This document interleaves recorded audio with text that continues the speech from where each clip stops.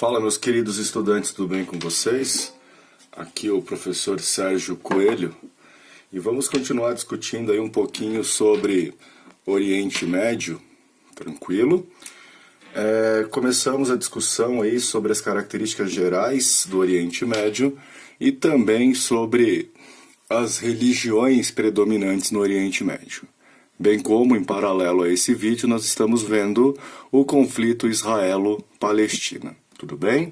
Não só de Israel-Palestina vive o Oriente Médio e nem só da questão religiosa está ligado aí à questão principal do Oriente Médio. Um outro ponto bastante importante, inclusive aparecendo nos grandes vestibulares ultimamente, é discutir um pouquinho sobre o Irã. Tudo bem? O Irã é um país que descende da antiga Pérsia, então aqui, diferente dos demais países do Oriente Médio, onde há uma maioria árabe, o Irã, a maioria é persa. Não só persa, mas também xiita. Lembra daquela divisão após a morte de Maomé, tudo bem? Então, relembrando aqui que os xiitas são aqueles onde o líder religioso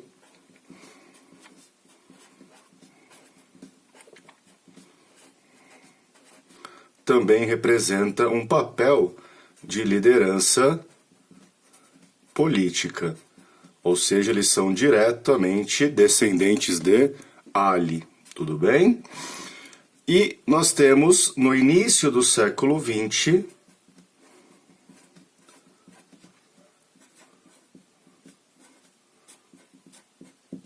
uma monarquia autoproclamada. Aqui começa a dinastia Pahlavi.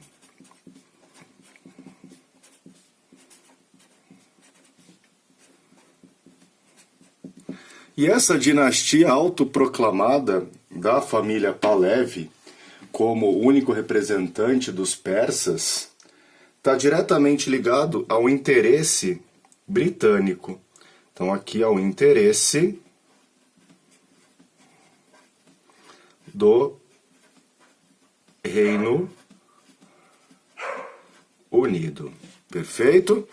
E esse primeiro rei acaba modernizando o país, trazendo uma série de melhorias ao Irã, melhorias essas que chegam à população. Entretanto, o mundo é varrido pela Segunda Grande Guerra. Perfeito? E aí entra a ideia do corredor persa, tão importante quanto o famoso corredor polonês. O corredor persa era usado para abastecimento das tropas.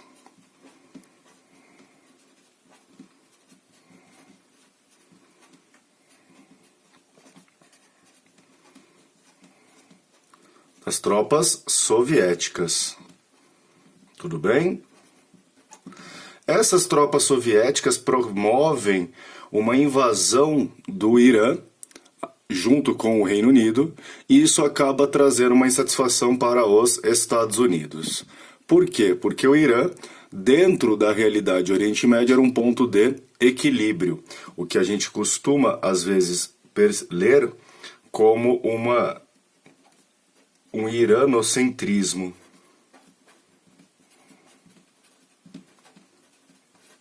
Ou seja, se o Irã estivesse bem, uma potência regional, o restante do Oriente Médio também estaria bem. E essa invasão para o abastecimento das tropas soviéticas por parte do Reino Unido e da União Soviética faz com que os Estados Unidos da América, tá? Então aqui vem uma deposição do rei. O rei é acusado de ser socialista.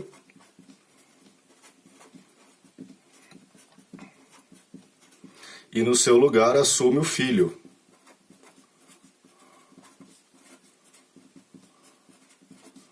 O famoso Reza Mohammad Pahlavi. Tá?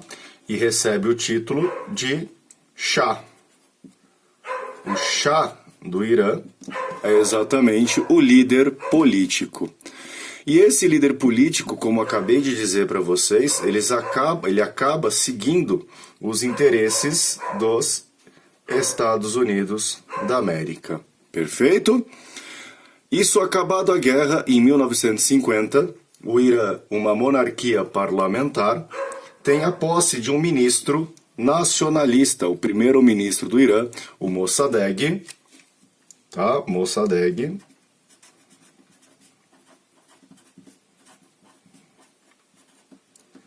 Ele é um nacionalista. E o Mossadegh, em 1950, ele vai promover a nacionalização do petróleo iraniano. Obviamente que quando nós temos esta nacionalização do petróleo iraniano, automaticamente nós temos o quê? Um descontentamento dos Estados Unidos. Então aqui vem um descontentamento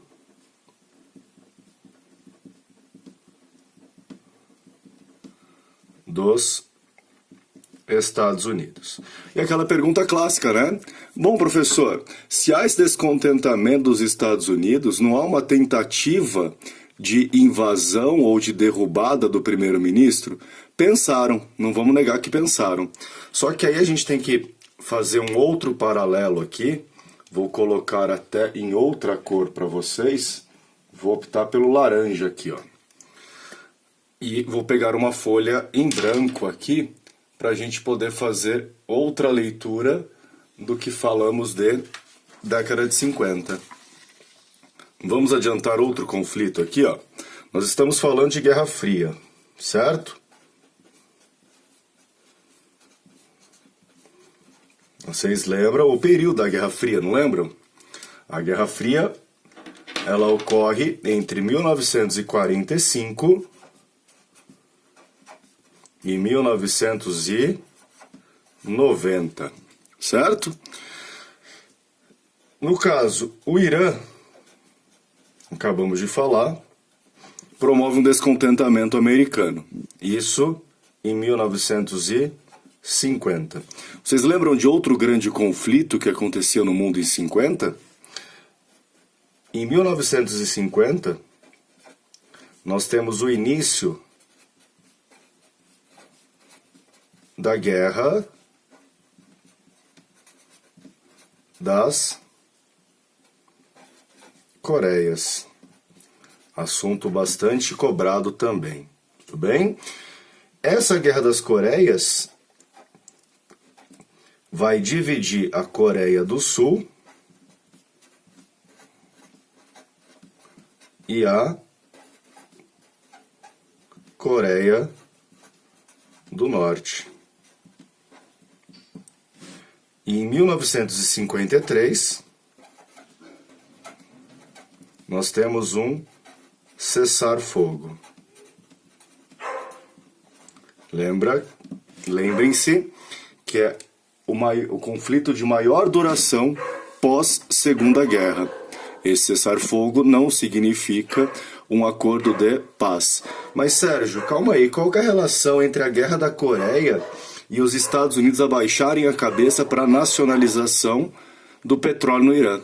Gente, imagina só, você tem um conflito na Ásia, no Sudeste Asiático, e deflagra outro conflito no Irã, uma grande área petrolífera, que já tinha sido invadido pela União Soviética.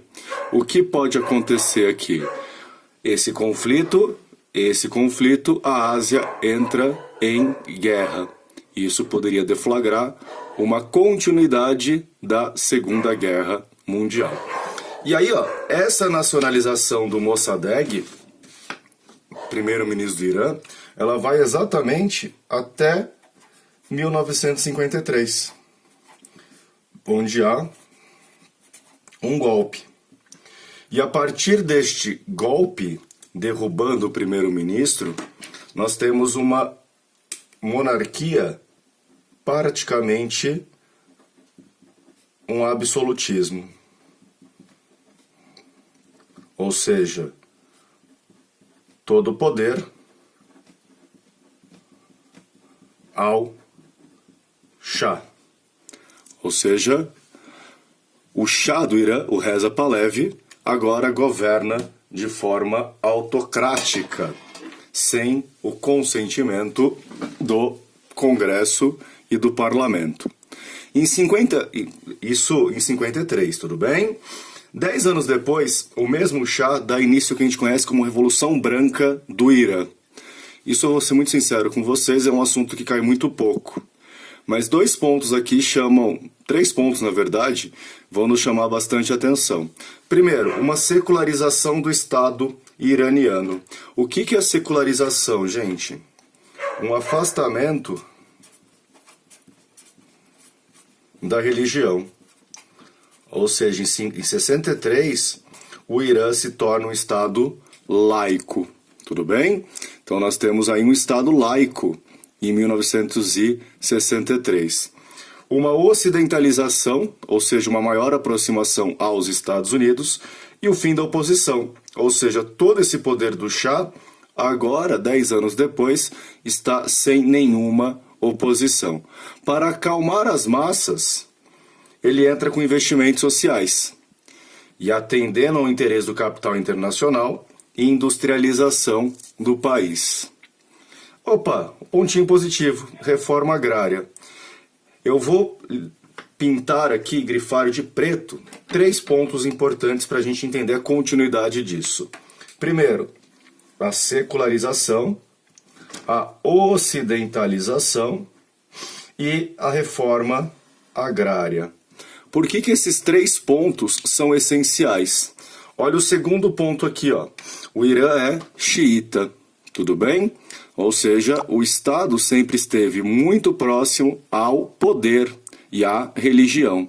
Quando o Irã tem o seu poder afastado da religião, os xiitas, as lideranças religiosas, ficam sentidos. A ocidentalização, opa, pior ainda, né? Nós estamos colocando hábitos culturais ocidentais dentro de uma cultura islâmica.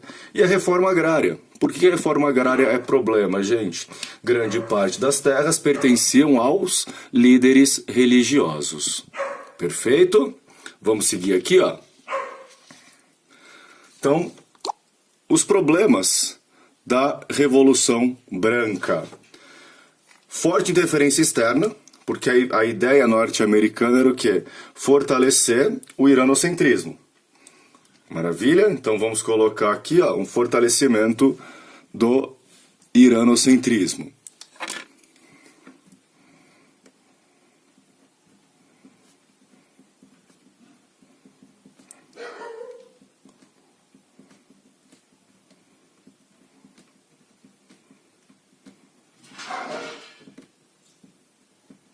E esse iranocentrismo tem ligação direta com quem, gente? Com Israel. Tá? Então isso aqui também está ligado à defesa do Estado de Israel.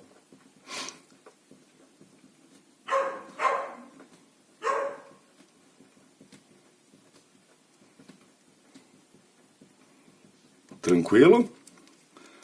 Um descontentamento com o setor clerical, e a importância de lembrar que o Irã é xiita. Mundo árabe. Por que o mundo árabe, gente? Olha aqui, ó. Israel. O Irã é o primeiro país do mundo árabe a reconhecer Israel. Então, o primeiro país árabe a reconhecer Israel.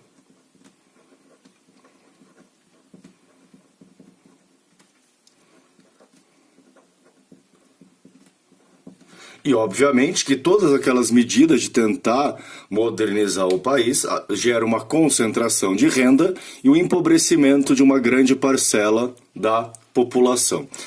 Maravilha? Agora a gente tem que fazer uma pausa e ir para o vizinho Iraque. Em 1978, o Iraque passa por um golpe onde um líder militar chamado Saddam Hussein assume o poder. O Saddam Hussein pertence à minoria xiita. Então vamos marcar aqui, ó, sunitas são minoria no Iraque. Tranquilo? Lembra aquela aula introdutória. Membro do partido Baath, que é um partido laico. Tá? O Baath é um movimento laico dentro do mundo árabe. E essa minoria sunita começa a perseguir os xiitas. Automaticamente tomando o poder, os sunitas se tornam a maioria geopolítica. E aí entra outra figura, o Ayatollah Khomeini, que é a liderança religiosa, que fugindo da Revolução Branca no Irã, encontra proteção no Iraque. Lembra que o Iraque ele é de maioria numérica xiita. Só que fugindo do Hussein, o Khomeini é obrigado a retornar ao Irã. Perfeito? Ou seja, foge da repressão sunita no Iraque. Enquanto isso, o que acontecia no Irã? Empobrecimento da população, descorrentamento da igreja, tudo bem, da religião, interferência externa muito forte. Ou seja, a população está revoltada com o Shah. E aí, quando a entidade social, o governo, não nos representa, nós buscamos apoio em outra instituição. No caso do Irã, essa instituição sempre foi a religião. E a população pede ao Ayatollah Khomeini que lidere uma revolução, ou seja, derrubada da monarquia e a instauração de uma república. E aí nós temos, em 1979, a Revolução Islâmica do Irã. E um ponto importantíssimo, gente, surge um novo agente revolucionário, ou uma nova forma de fazer revolução. Quais são as revoluções ou os grandes agentes revolucionários da história? Nós temos as revoluções burguesas ou liberais,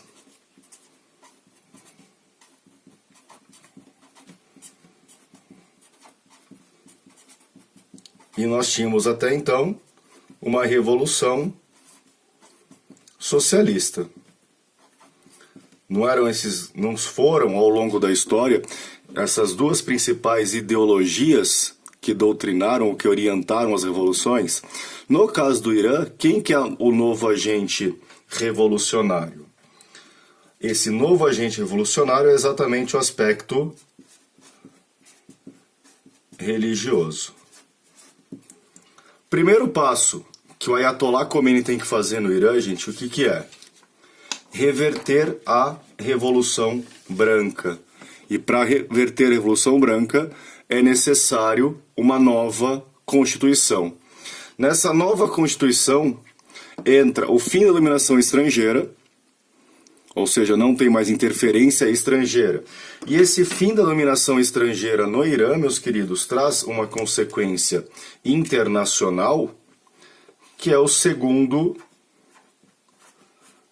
choque internacional do petróleo.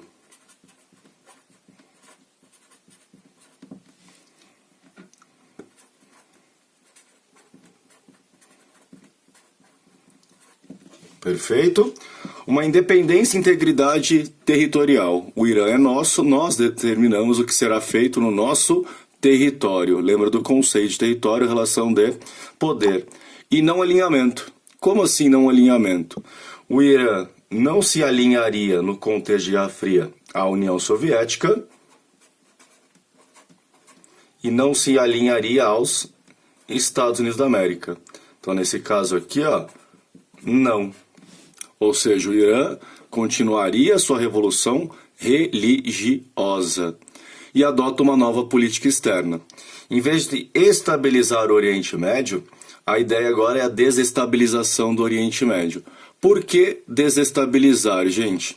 Porque desestabilizar o Oriente Médio significa mostrar que o imperialismo, ou seja, a presença ocidental, traz problemas para a região.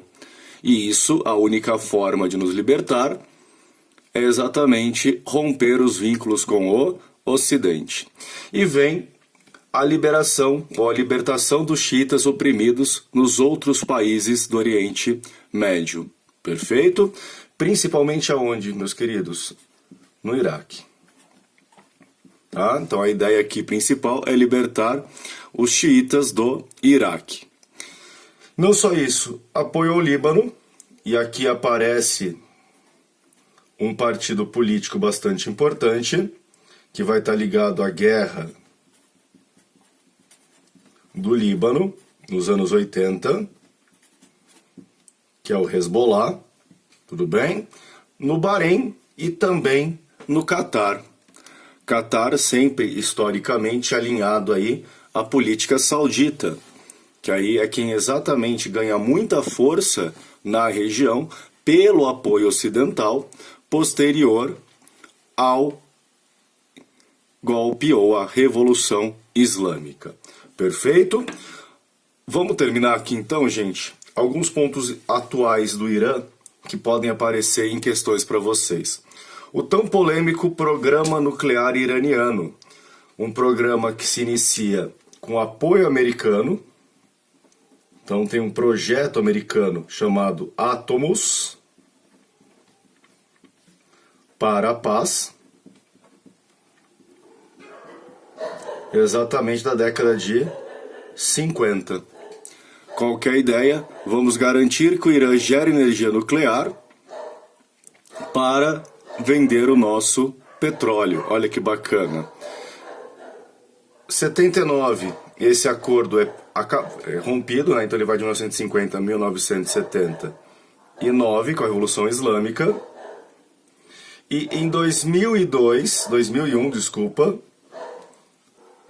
o Irã retoma o programa nuclear.